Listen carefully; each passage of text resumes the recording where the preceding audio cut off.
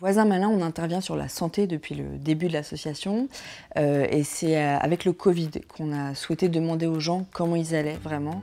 On a mené une campagne de porte-à-porte dans l'Essonne où on allait demander aux gens comment vous allez, tout simplement. Et on a senti que ça leur faisait vraiment du bien de parler et qu'en même temps il y avait encore beaucoup de tabous et de représentations et de clichés. Et ça nous a donné envie de donner une autre ampleur à cette action et de permettre aux gens de se poser la question de leur santé mentale.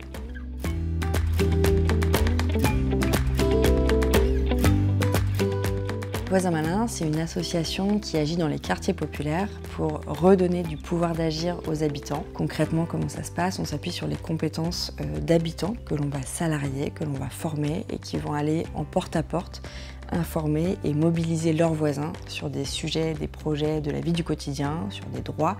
Notre projet sur la santé mentale se déroule sur 3 années. Il s'agit d'aller ouvrir le dialogue sur la santé mentale avec les habitants des quartiers populaires sur 3 villes, donc Épinay-sur-Seine en Seine-Saint-Denis, Villiers-le-Bel dans le Val d'Oise et puis Bron et Vaux-en-Velin, donc à côté de Lyon. Alors à Bron, dans le quartier Terraillon-Chénier, la première étape pour l'équipe et notamment pour les voisins malins, ça a été d'être formé à la santé mentale, à la manière d'en parler et avoir un certain nombre de connaissances sur le sujet pour se sentir à l'aise et pouvoir amener le sujet efficacement auprès des habitants.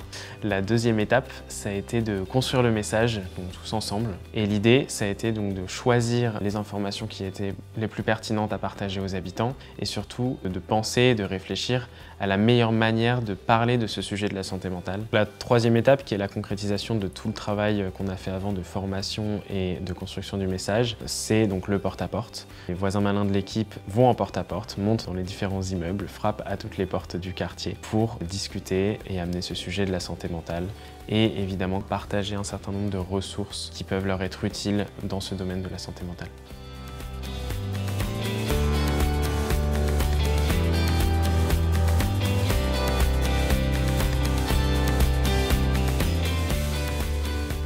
Le soutien de la Fondation Aesio nous permet d'aller à la rencontre de 1200 familles, c'est-à-dire 400 familles sur chacune des 3 villes impliquées.